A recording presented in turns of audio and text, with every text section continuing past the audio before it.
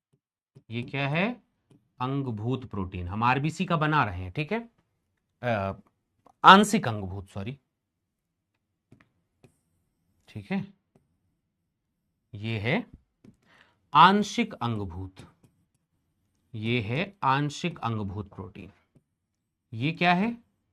ये पूरी तरह से अंगभूत प्रोटीन है, ठीक है। सबकी तारीफ है, फिर मैं बताऊंगा कौन क्या करता है।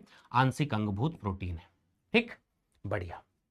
परिधीय प्रोटीन की अगर हम तारीफ करें कि परिधीय प्रोटीन जो है ये क्या करता है, तो इसके एग्जाम्पल में आप लिख लेना कि इसका कार्य अगर कोई तुमसे पूछ दे कि परिधीय प्रोटीन का काम, उसका तो काम चैनल है, इसका काम ये होता है कोशिका की पहचान बनाना, कोशिका की पहचान बनाना। अब बोले ये क्या चीज है भाई? अब जैसे आपको पता है भाई कि स्पर्म एंड ओवा के बीच में कोशिका को पहचानना पड़ता है, तो ये वही है। निषेचन के दौरान स्पर्म ओवा को पहचानेंगे तब तो निषेचन होगा। जब ब्लड ग्रुप ट्रांसफर करते हैं तो इसी अंगभूत परिधीय प्रोटीन की वजह से ही पहचान बनती है, पहचान बनाना, ठीक है। तो आप इस बात को मैं हल्का हल्का लिख रहा हूं, बस समझना। बस निषेचन के दौरान भाई, जब निषेचन करोगे स्पर्म ओवा एक दूसरे को पहचानेंगे नहीं, ठीक है।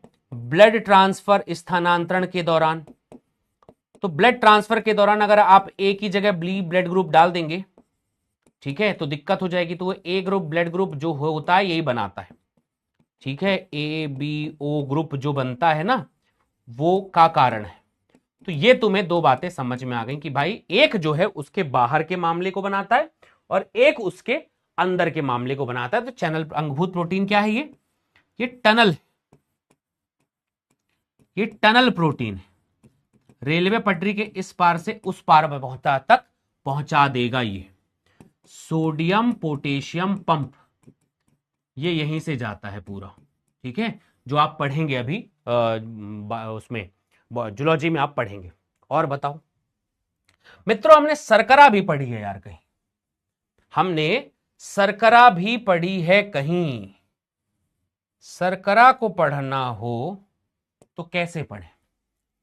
अब अगर मैं आपसे यहां से ऐसे कहूं कि यहां से कुछ ऐसी चीजें ऊपर निकली हुई हैं, ठीक है, ऐसा ऐसा ऐसा, ये शर्करा है।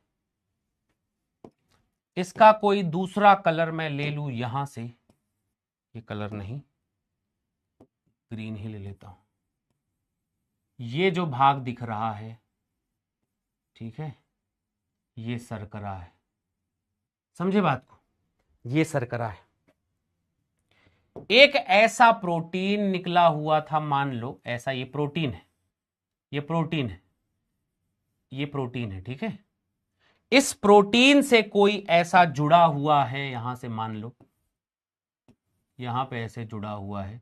मैं भी डायग्राम दिखा दूंगा तो बता दूंगा कौन कौन कहां कहां पे शर्करा है।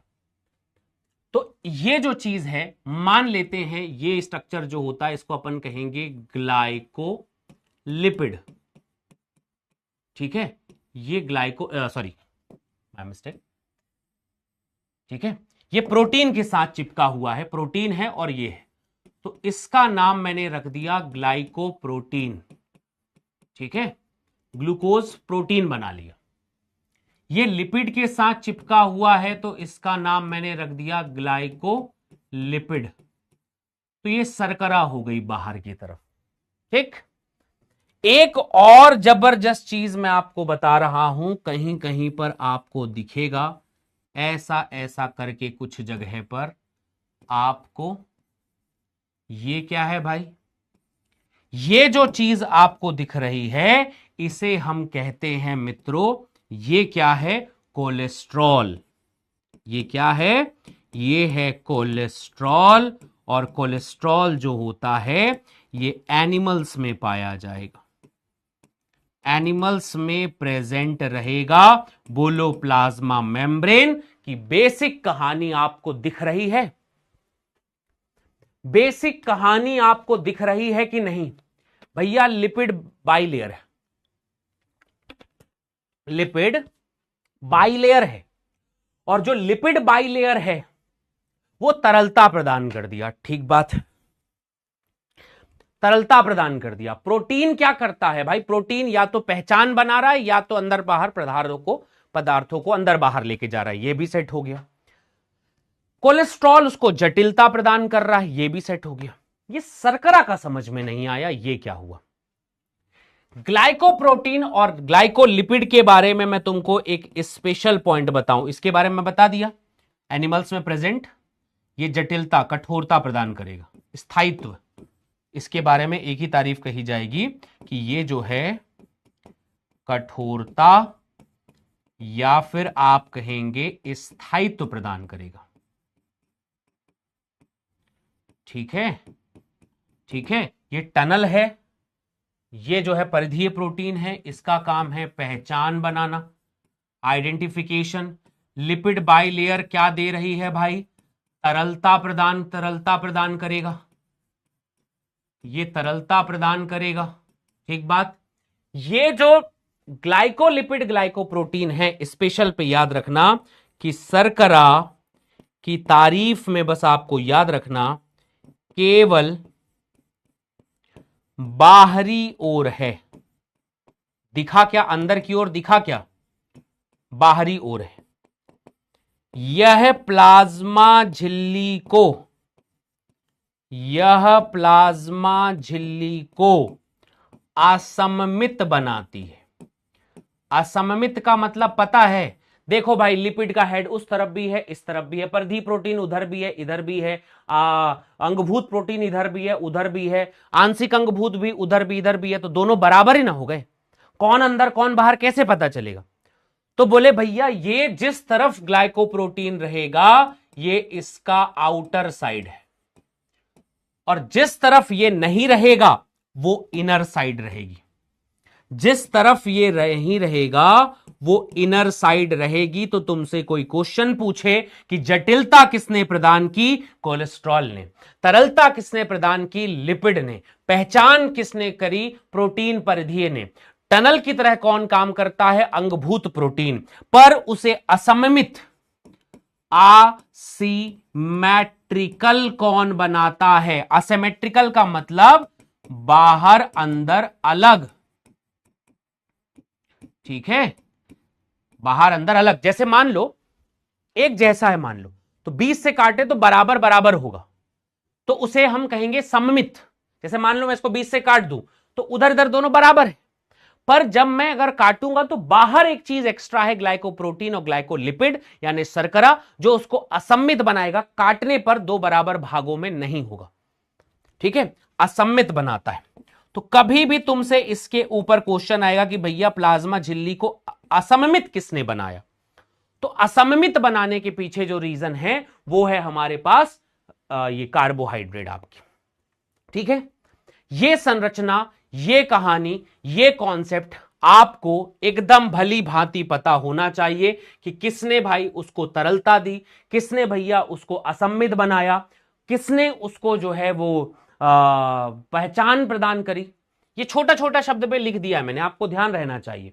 किसने उसको आदान प्रदान करने के लिए मटेरियल दिया, ये सारी बातें आपको समझ में आनी चाहिए। डायग्राम डन तो सब कुछ क्लियर है। डायग्राम डन तो सब कुछ क्लियर है। फटाफट एक बार कह दो कि yes sir we got it, हमें ये बात समझ में आ गई है।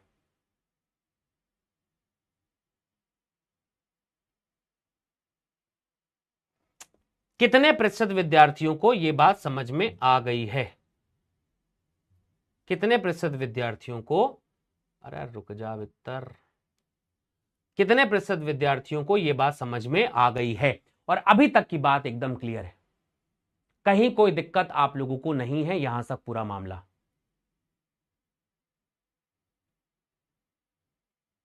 क्या ये बनाना है? नहीं, खा लेना है इसको। ठीक है, इसको ऐसा रसगुल्ला बनाना और रसगुल्ला को ऐसे लपेट जाना। ग्लाइकोप्रोटीन क्या है यार? ग्लाइको मतलब शर्करा, प्रोटीन। शर्करा जब प्रोटीन के साथ हो तो ग्लाइकोप्रोटीन।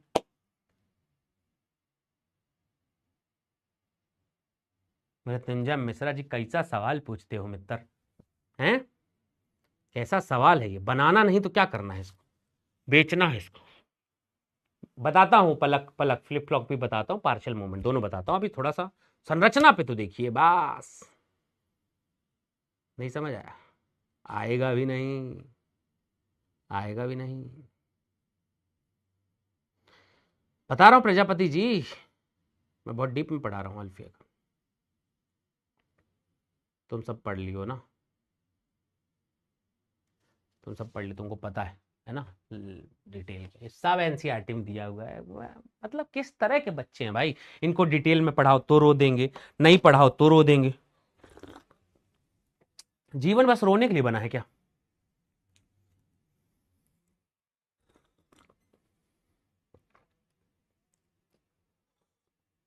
सुनील तुम पढ़ लो भाई, किसने?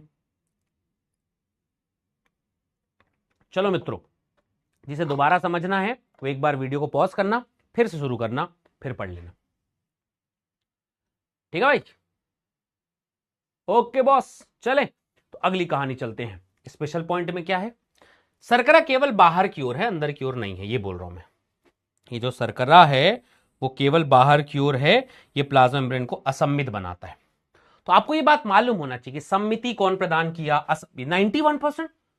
बाकी लोगों को समझ नहीं आया है? बाकी लोगों को समझ में नहीं आया? 9% लोग, 9% लोगों को समझ नहीं आया इस कदर? क्या बात कर रहे हो, जल्दी बताओ, सही में समझ नहीं आया?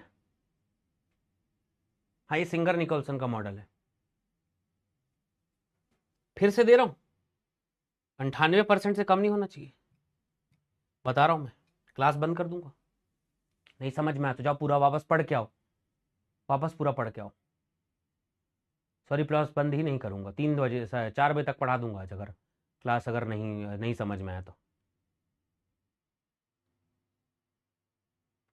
जिसको नहीं आया अगर इस पर टिक कर दिया, 4 बजे तक पढ़ा दूंगा।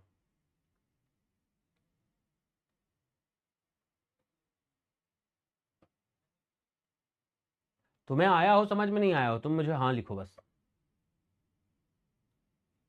पूरा हाँ होना ही चाहिए, डिक्टेटरशिप है बस, ठीक है? चाहिए तो चाहिए, चाहिए तो चाहिए भाई, ठीक है? चाहिए तो चाहिए भाई, अपन ऐसे ही 89 कर दिए, वाह रे दुर्भाग्य तुम लोगों का, वाह कितने अच्छे बच्चे हो। आप पढ़ो 4 बजे तक, मजा आ जाएगा, ठीक है? चलो अब 4 बजे तक पढ़ो तुम लोग। चलो मित्रों, तो आगे अभी यहां तक जितना मैंने पढ़ाया है, पहले इसके ऊपर कुछ काम और पढ़ लेते हैं, ठीक? तो मैंने तुम्हें ये चीज बता दी, अब तुमसे पूछा जाएगा कि भाई ये कोशिका झिल्ली का कार्य क्या है। अब आपसे तुमसे पूछा जाएगा कि कोशिका झिल्ली का कार्य क्या है। कमेंट ऑन है क्या? बंद कर दिया जाए, है ना? कोशिका झिल्ली का कार्य क्या है? छुट्टी कर दूंगा करके बेचारे, है ना? पोल में आंसर दे दिए भाई, बताओ कोशिका झिल्ली का कार्य क्या है? क्या करता है झिल्ली? भाई तरलता है, तो अगर कोई तरलता है तो उसकी वजह से वो फैलेगा भी, तो कोशिका की क्या करवाएगा मित्रों? वृद्धि भी करवाएगा। बहुत बढ़िया। दूसरा, कोशिका की वृद्धि होगी तो कोशिका का क्या होगा बालक? विभाजन भी होगा। कोई पदार्थ अंदर की तरफ भी आएगा तो अंतः कोशिकीय ग्रहण भी होगा, एंडोसाइटोसिस, कोशिकीय ग्रहण भी होगा, चीजों को बाहर से अंदर भी लाएगा। उसके बाद अगर प्लाज्मा मेम्ब्रेन है, बाहर की तरफ छोड़ने भी जाएगा, स्त्रावण भी कर देगा भाई, नहीं कर देगा क्या?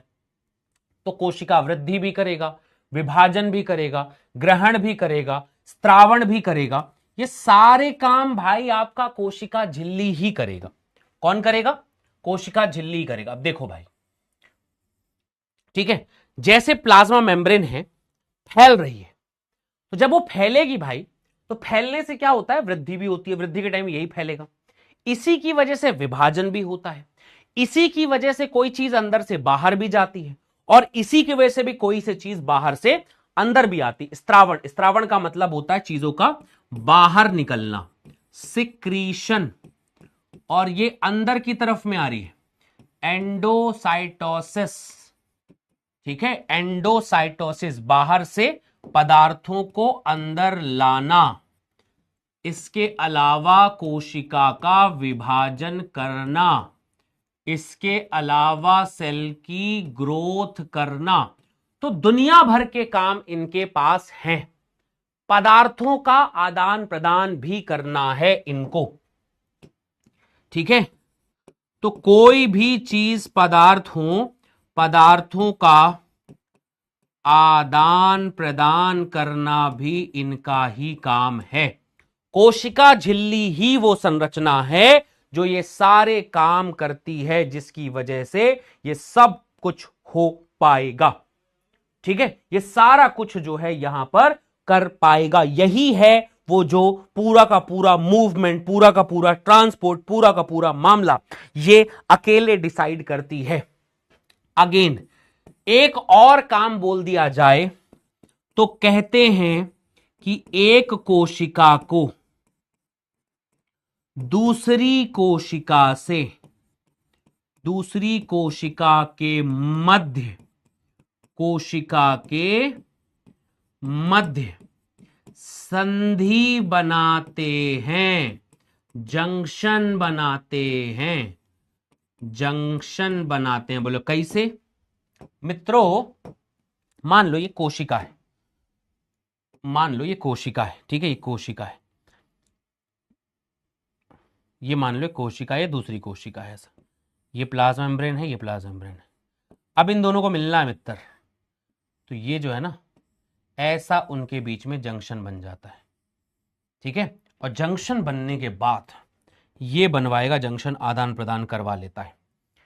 ठीक है, तो ये 5-6 कार्य हो गए जो आपको ध्यान पे रखना चाहिए कि पदार्थों का ट्रांसपोर्ट भी करता है, पदार्थों को अंदर बाहर भी करता है, जंक्शन भी बनाता है, और बाकी काम तो है ही।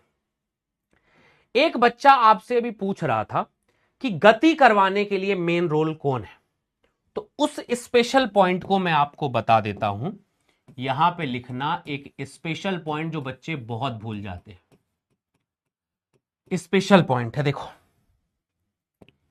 ये आपका लिपिड है, ठीक है, ये लिपिड है। अब आपसे पूछा जाएगा कि इसमें गति कौन करता है? प्रोटीन, है ना। ये गति कौन करता है? प्रोटीन नहीं करता, नहीं करता है। ये दो लोग हैं और न अंगभूत तो है ही, ठीक है, ये अंगभूत तो है ही। आपसे पूछा जाएगा कि लिपिड में प्रोटीन की गति कैसी है। आपसे क्वेश्चन पूछा जाएगा कि लिपिड में प्रोटीन की गति कैसी है। स्पेशल पॉइंट ये क्वेश्चन पूछा जाएगा कि एक लिपिड है भाई, उस लिपिड में प्रोटीन की गति कैसी है। प्रोटीन की गति करना चाहता है, वो प्रोटीन की गति कैसी होगी, कैसे मूवमेंट करना चाहता है। तो देखो पहला मूवमेंट जो है वो ऐसा ऐसा होता है कि ये है, इधर से इधर चला जाए, इधर से इधर चला जाए, इधर से इधर, ये इधर से इधर, ये इधर से इधर चला जाए। इसे हम कहते हैं पार्श्वीय गति। कौन सा गति कहते हैं? पार्श्वीय गति, समझे? पार्श्वी गति, लैटरल मूवमेंट। तो प्रोटीन कैसा मूव करता है? लैटरल मूवमेंट करता है। मुख्यतः यही है, मुख्यतः यही है। जबकि अगर आपका प्रोटीन इधर से उधर चला जाए, मान लो इधर से इधर चल दे, तो क्या जा सकता है? क्या ये इधर से इधर तक जा सकता है?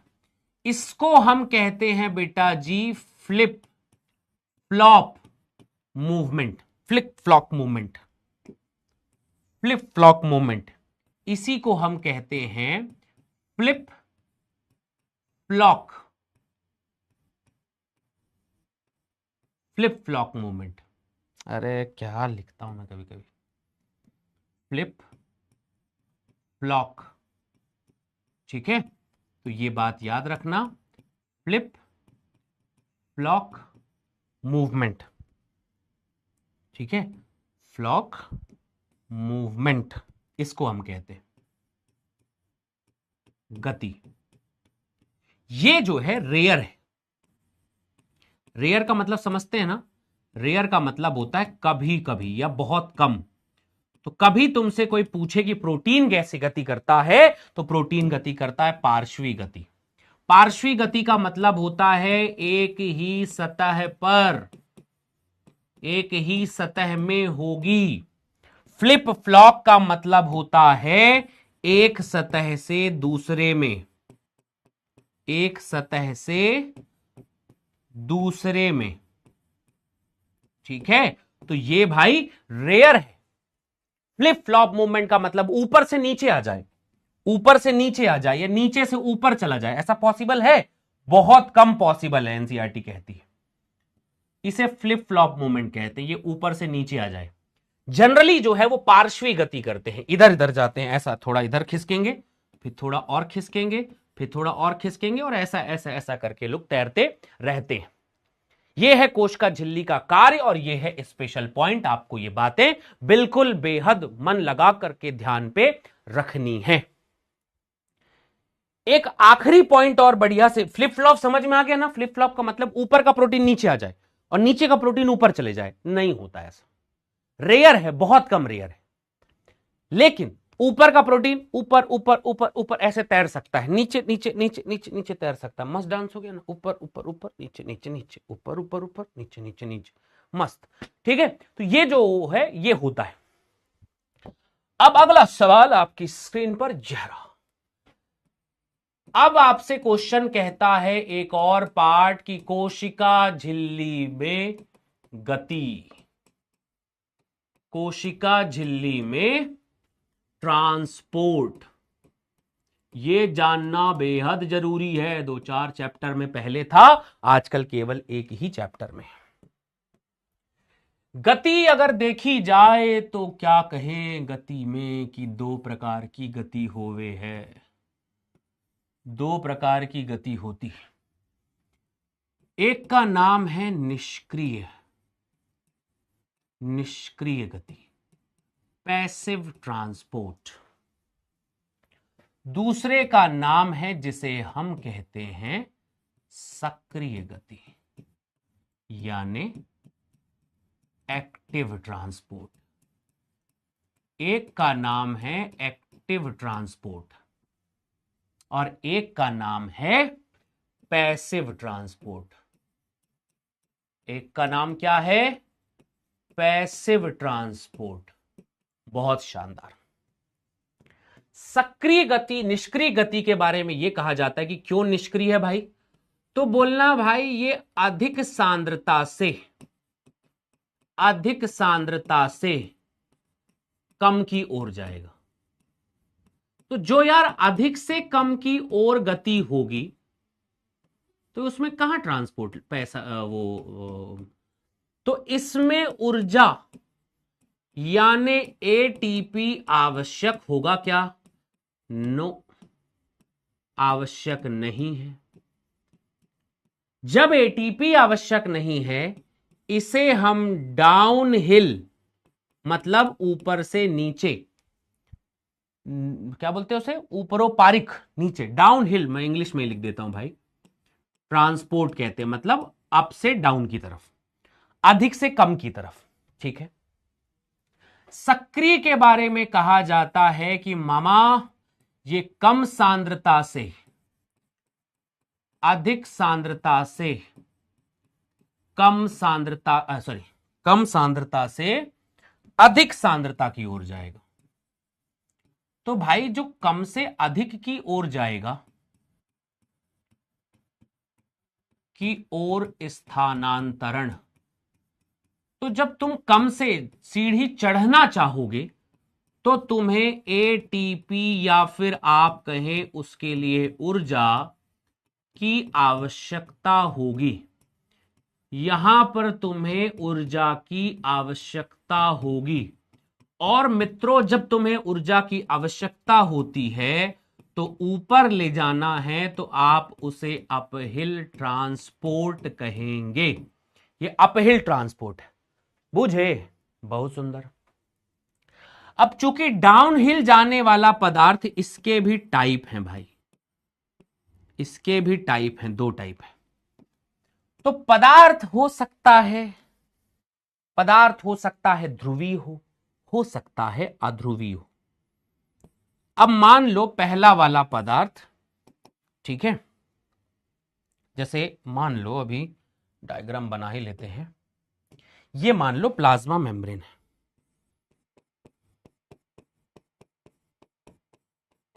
ये कॉपी हो जाता तो बड़ा आनंद आ जाता यार, पर ये होता नहीं है, पता नहीं क्यों। यही है हमारी प्लाज्मा मेम्ब्रेन, और कुछ है क्या इसमें? नो, नेवर, खत्म। और इनके बीच में यहां पर कहीं पे ऐसा प्रोटीन है, दो ही लोग हैं ट्रांसपोर्ट करने वाले, हैं ना, या तो ये टनल या तो लिपिड, राइट? यही है कि नहीं यार? कह दो यार।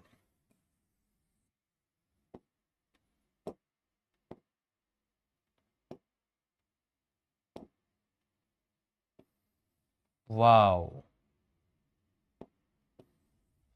अरे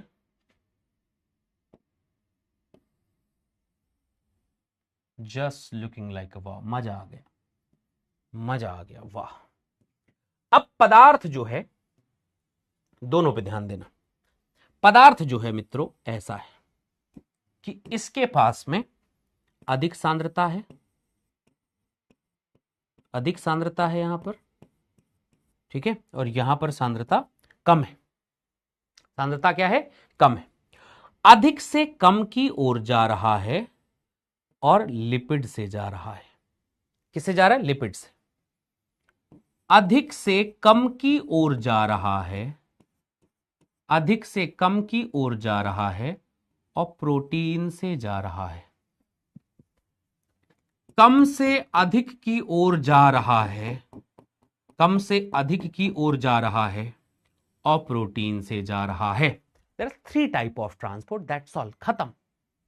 आप इसकी तारीफ में बस इतना लिखिए जितना मैं बता रहा हूं, बस जितना मैं बता रहा हूं उतना अगर आपने लिख दिया तो याद हो जाएगा। ये पदार्थ जो है ये पदार्थ जो है ये अध्रुवीय पदार्थ है।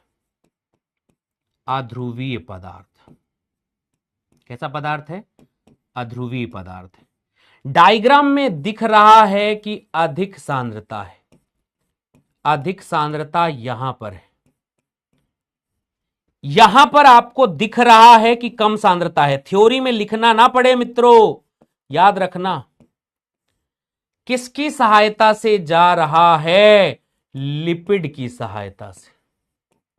किसकी सहायता से जा रहा है? लिपिड की सहायता से, बस लिपिड की सहायता से। क्या हो गया भाई बताएं? इसे हम कहते हैं विशरण।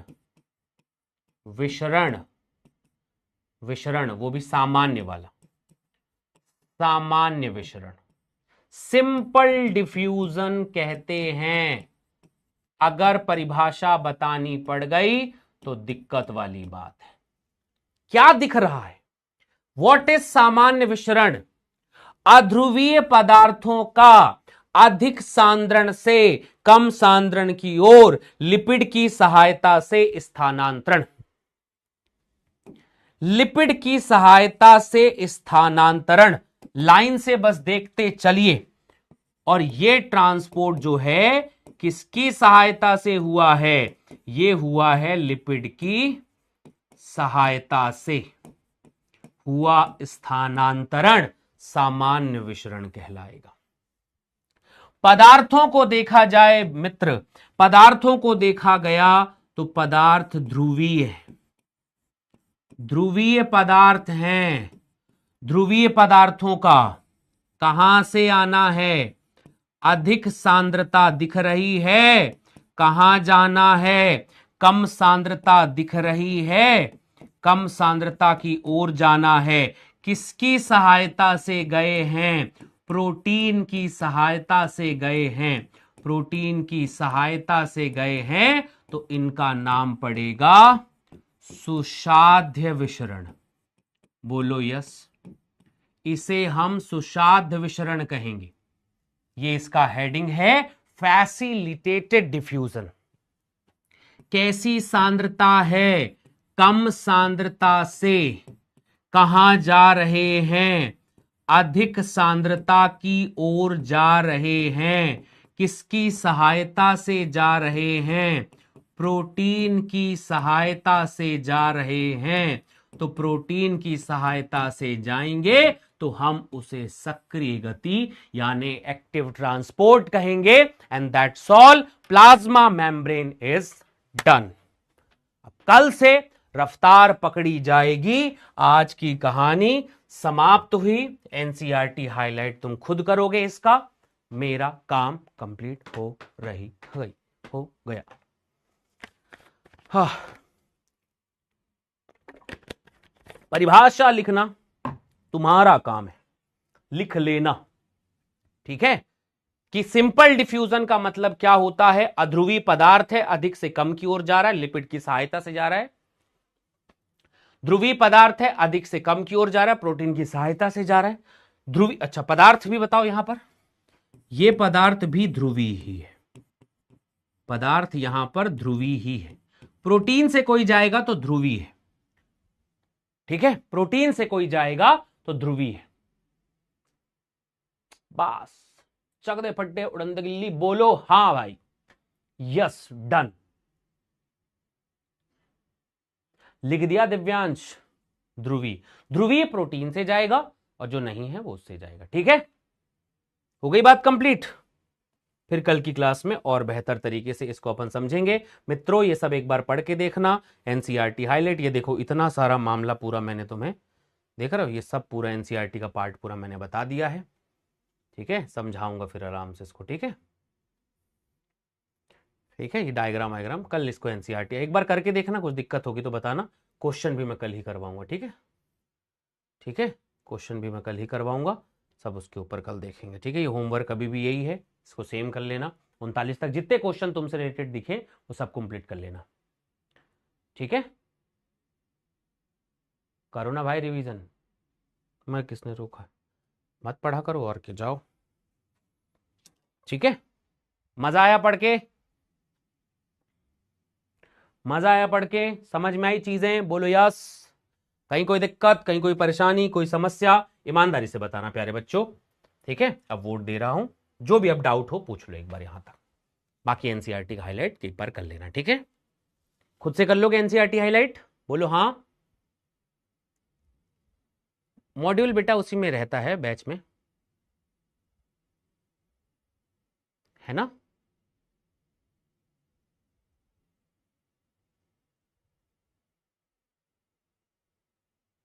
ठीक है, आया समझ में? ईमानदारी से बताना। ठीक है, मैंने मेहनत की है। अगर आपने कल, अगर आपको समझ में नहीं आया, थोड़ा एक बार दोबारा पढ़ के देखना। कहीं थोड़ी बहुत गलती आपकी भी हो सकती है। ठीक है,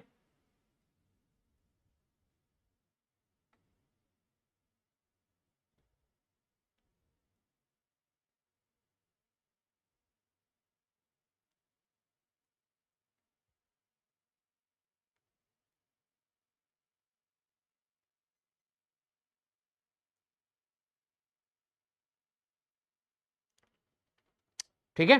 टीपी पे सॉल्यूशन गलत है, देख लेना। तुम्हें जो पढ़ा दिया मैंने वही सही है बस। ठीक है भाई, thank you, bye bye, love you, take care. 92% बच्चों को समझ में आया, उम्मीद है बाकी लोगों को भी समझ में आएगा।